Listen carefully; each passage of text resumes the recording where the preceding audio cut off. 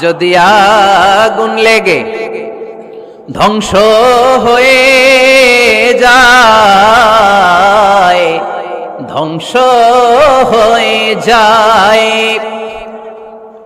যদি আগুন লেগে যায় পুড়ে যায় পৃথিবীর সব বইয়ের দোকান, বিশ্ব থেকে হারাবে না পবিত্র কোরআন, বিশ্ব থেকে হারাবে না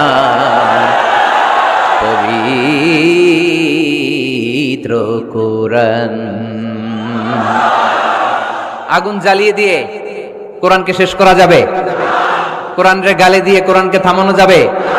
কোরআনের মাহফিল বন্ধ করে কোরআনের আওয়াজকে স্তব্ধ করা যাবে? পৃথিবীর কোনো অপশক্তি কোরআনের কিছুই করতে পারবে না। চিল্লায় বলেন ঠিক কিনা? এজন্য আমরা কোরআনের সাথে থাকতে চাই, ইসলামের বিজয়ের অংশীদার হতে চাই। চিল্লায় বলেন ঠিক কিনা?